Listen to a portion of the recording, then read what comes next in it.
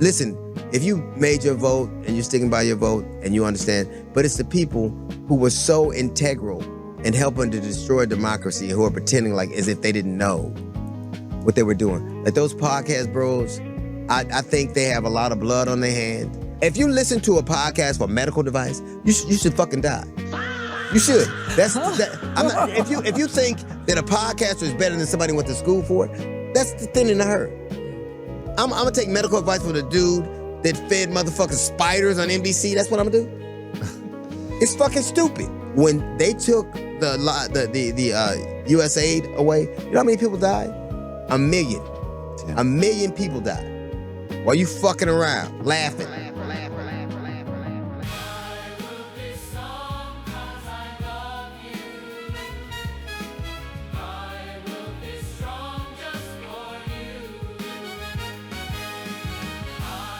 Theo Hughley's latest episode of Uncertain is basically a full-on rant aimed at what he calls the podcast bros.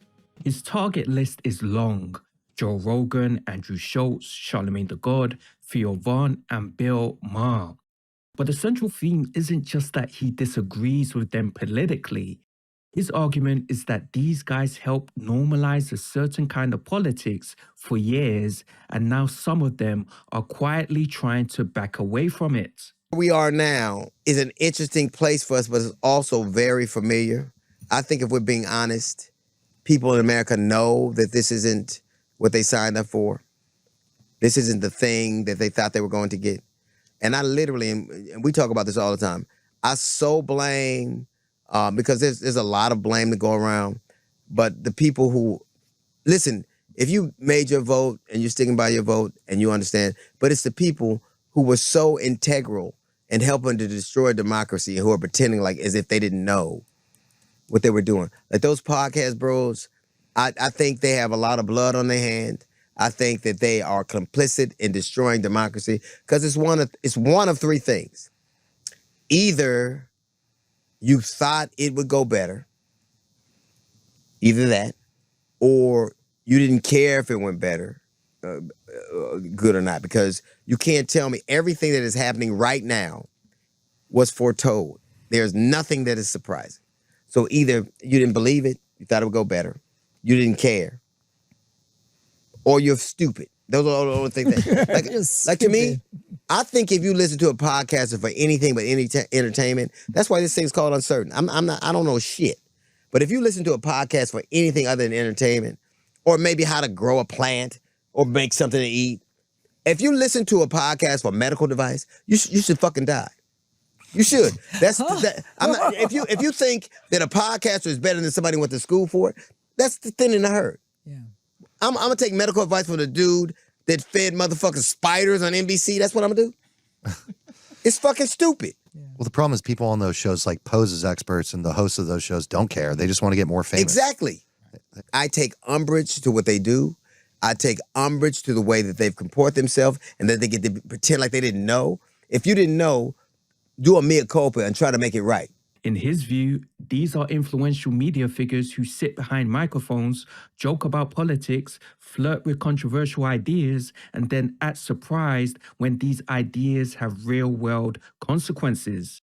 His criticism is harsh because he believes they've treated serious issues like content. The biggest example for him is Joe Rogan. Hughley has long had problems with Rogan, and he brings up several of the usual controversies. He references Rogan's past use of the N-word on older podcast clips, something Rogan later apologized for, but which Hughley still finds unforgivable. 1 million brown and black people are dead while you fucking laughing. 300,000 black women lost their job. People lost their entire ways of life, and you think it's fucking funny. And you get to pretend, no, I won't go on those shows because I'm appalled by how obtuse they get to be. I'm appalled by they placatory. Oh, I didn't know. If you didn't know, you're either stupid or you're complicit. So, DL, if you were to meet Rogan, chances are... I've met Rogan. I know him. He'd probably be really warm. He'd probably say you're the same true 150 comedians as him. What would you respond back with? First off, I didn't like the way he said nigga. I didn't like that happened, and I said that then. I didn't like how Spotify used the talents of black people. You know, they paid them nothing but use their cumulative, licenses and all that kind of shit to give him money. More broadly, he believes Rogan's podcast has played a huge role in spreading what he calls ignorance, particularly within the so-called manosphere podcast space. Hughley even mentions a conversation he had with Neil deGrasse Tyson where they discussed how misinformation spreads through these large platforms. I was on a plane with Neil deGrasse Tyson, and he said those podcasts and podcasts like that, and the manosphere and the blogosphere, or whatever they call it, podcast bros, because even though, like, he begot those other podcasts, it's a tree, and I think he said to me that because of that level of ignorance that was spewed on the podcast, hundreds of thousands of people are dead. I know democracy is on life support. I know thousands, hundreds of thousands of people that look like me have lost their livelihoods. Millions of people are dead in terms of starving to death because aid was cut off. I can't think of anything I'd have to say to you about anything. Well, I can't. What would you say to him if he was like, you and I are the same? We're not the same. We're not the same. I could not countenance watching the damage that I had done and not owning it and try to make it right. People literally, this country may very well never be the same. Ever. It's not a glib thing. It is not passe. It's not funny. I don't know how you could be that obtuse. And to kind of waffle between and act as if you don't own a part of it is disingenuous to me. In Hughley's mind, the casual tone of these shows, the joking, the speculation, the just asking questions attitude creates a situation where harmful ideas travel further than they otherwise would. And that's where the accountability question comes in. The Rogan criticism is intense, but Andrew Schulz is where Hughley's tone becomes almost personal. Hughley argues that Schulz represents a kind of cultural betrayal. In his words, black people put him on.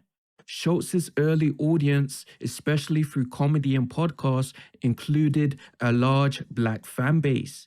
Hughley feels Schulz has spent the past few years playing both sides politically, leaning into Trump-era politics and controversial guests while still trying to maintain credibility with the audiences that originally supported him. I take umbrage to what they do. I take umbrage to the way that they've comported themselves and that they get to pretend like they didn't know. If you didn't know, do a mea culpa and try to make it right. I've done a lot of shit that I'm not proud of. But it isn't just saying I'm not proud of it. You have to try to make it right. There's a level of recompense you have to have. Right. Do you feel like Theo Von and Andrew Schulz are making it right? No. I think they're playing one end against the middle. I think to me they're all the same cadre of people, whether it's the Theo Vons or the Andrew Schultzes or the Bill Mahers or all of those people. I think that they all, Joe, they all have a hand in this and they throw the rock and hide the hand. Now that some of the real-world consequences of those politics are becoming harder to ignore, especially around immigration crackdowns and protests following ICE raids in Minnesota, Schulz has started to soften his tone. And to me, it's like you can have, first of all, I know we've had Trump on the podcast. I know there's probably people like you guys are the last ones that I want to hear talk about this. I don't think any of us are having this conversation to like curry any like goodwill or, get people to like us or something like that. This is something that is undeniably abhorrent and we should be called out. Simple as that. Yep. Like, it's disgusting. I get the frustration. People are like, oh, but you guys were with them, da-da-da. Yeah. It's like, yeah, I get it. 100%. I get it. Yeah. Again, if you never want to watch another thing again because we have Trump on, that is totally fine. Respect it. I completely get it. You're 100% allowed to be frustrated. We made that decision knowing it was open to criticism. All right, there it is. No knock on any criticism. That being said, like moving forward, we don't just like stay silent when something has this. Like if we do have a platform, there's people that we're talking to, and we see something that is just so blatant. There's no like partisan bullshit with this. If you see it with your own eyes, you know exactly what happened.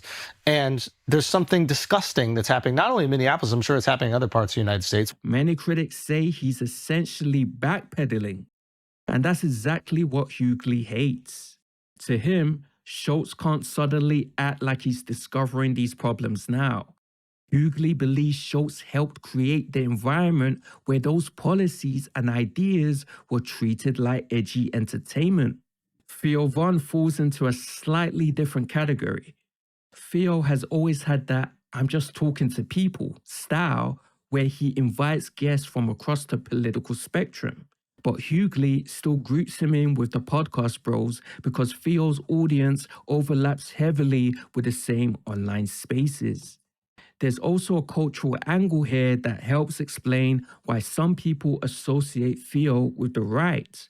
Recently, comedian Brendan Schulz mentioned that Theo is close friends and neighbors with conservative commentator Candace Owens. Candace Owens? Yeah. No fucking. They're super close. For real? Because I was at Tucker Carlson's Christmas party. What? Yeah. How did you get that invite? Who knows, man? Theo. No, I didn't know Theo was going to be there, but I go, and someone wanted pictures of me and Theo goes, "Let's get a black in here." I'm like, "Whoa, dude." He goes, Candace. I'm like, but I didn't know they knew each other. I'm like, "Hey, dude, fucking cut it." And then she's like, "Oh," laughing. And I was like, "Oh, how you know Candace?" He's like, "Oh, dude, that's like, she's like a fucking sister." He's like, the kids call him Uncle Theo and shit. He's over there like 4 days a week for dinner and shit. Has They're Theo super done her close. podcast?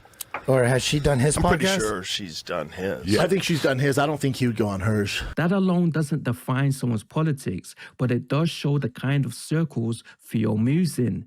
And it helps explain why many people have long expected he leans right, even if he rarely says it outright. In other words, Theo has always walked that line.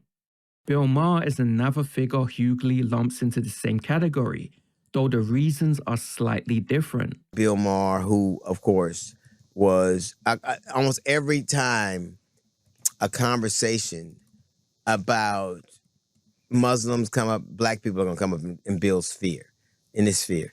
And it's interesting because the same people who despise Muslims pretty much don't like black people either. And for the same reasons. Speaking of Bill, I guess something happened. Bill Maher, I guess, it's no secret, I think. I think Bill Maher has said things like I think he said Larry King said that he was the closest to Mark Twain. He's apparently he said that. I mean, Larry King, every time I saw you, he would say, "You are more like Mark Twain than anybody that we've had in a long time." And I would take it as a great compliment. Now, I don't know if that's gospel or if it's true. And apparently there was some belief that, or idea that he would get the Mark Twain Award from, the Kennedy Center honors. And I guess at the last minute, Karen Levin said this. Today, sources told CNN that comedian Bill Maher will receive it. That would be a curious choice since Maher has been a frequent critic of President Trump, although not always. White House Communications Director Stephen Chung called reporting fake news. And Press Secretary Karen Leavitt went a step further, insisting, quote, Bill Maher will not be getting this award. You kissed a lot of ass and not get what you paid for. Like a lot of ass. Like you hung from his nuts so much, I'm gonna call you Jockey Balboa. Like when you kiss ass and you don't get nothing, when you kiss that much ass and all you get is brown teeth. Ooh. I think that it's poetic. We've had a little update since we recorded 12 hours ago. Trump actually changed his mind and gave Bill Maher the Mark Twain Award. Out of all the executive boards, sports committees, countries, corporations, universities, states, cities, and politicians who've kissed Trump's ass for his favor, at least Maher got something out of it. Maher still describes himself as a liberal, but many critics believe he has spent the past few years attacking the left far more aggressively than the right. Hughley sees Maher as someone who has gradually drifted towards right-wing talking points while still presenting himself as a principled critic of both sides. Then there's Charlamagne the God. I don't think there's an Andrew Schulz without a Charlemagne. And to me, if I helped you get on, and black people put him They on. did. And if I did something that hurt the people that put me on, I'd say something about it. I would try to make it right. Yeah. And I damn sure if I put you on and this happened, I ain't fucking with you no more. Maybe that's a weird standard for people. But if you hurt people I fuck with, and I don't mean black people, I don't mean men, I mean people. People are being hurt. Those motherfuckers get to sit behind their microphone and pontificate and laugh and play. When they took the USAID away, you know how many people died? 1 million. Damn. 1 million people died while you fucking around, laughing. 1 million brown and black people are dead while you fucking laughing. 300,000 black women lost their job. People lost their entire ways of life, and you think it's fucking funny. And you get to pretend, no, I won't go on those shows because I'm appalled by how obtuse they get to be. I'm appalled by they placatary. Oh, I didn't know. If you didn't know, you're either stupid or you're complicit. Charlamagne has built a brand around being politically unpredictable, criticizing Democrats, criticizing Republicans, and positioning himself as an independent thinker. But for a lot of observers, that independence often looks more like calculation. A recent example people keep pointing to is Charlemagne's reaction to fans complaining that The Breakfast Club moved to Netflix and is no longer freely available on YouTube. Charlamagne openly mocked some listeners for not wanting to pay for a Netflix subscription, essentially implying they were being cheap. Pissed off right now.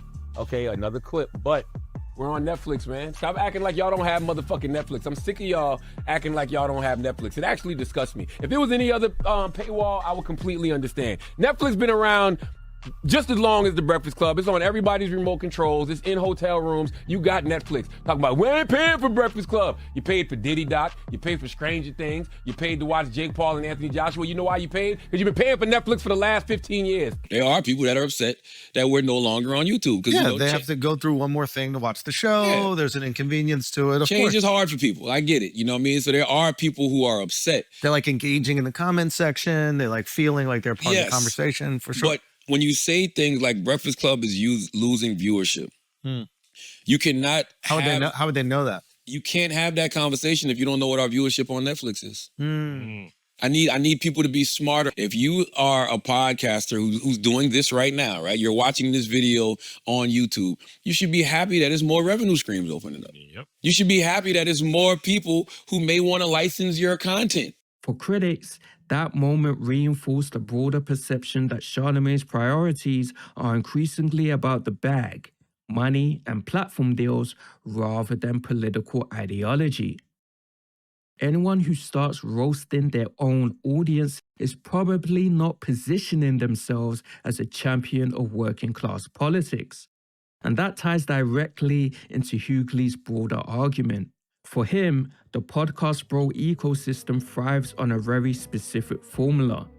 Hosts bring on controversial guests, laugh about serious issues, flirt with dangerous ideas, and then retreat behind the shield of comedy or curiosity when criticism arrives. Hughley calls it throwing the rock and hiding the hand. In his view, these shows help normalize a certain political energy that eventually translated into real policy decisions affecting millions of people, especially immigrants and communities of color. When hosts now start acting uncomfortable with these outcomes, Hughley sees it as too little, too late. He puts it bluntly: if they didn't understand the consequences of what they were promoting, they were stupid. And if they did understand, they were complicit. Whether people agree with Hughley or not, the episode taps into a growing cultural tension around podcast influence. For years, podcasts sold themselves as the alternative to mainstream media. They were supposed to be raw, authentic, unfiltered conversations. But once those shows started reaching tens of millions of listeners, they stopped being small conversations between friends. They became media power centers. And that raises the question Hughley keeps pushing. When a podcast host has the reach of a television network, can they still pretend they're just a guy with a microphone? That question is at the heart of this entire rant. For Hughley, the podcast bro era was fun while it lasted. But now that the real consequences are visible, he believes the people who helped build that culture don't get to act like they were just along for the ride.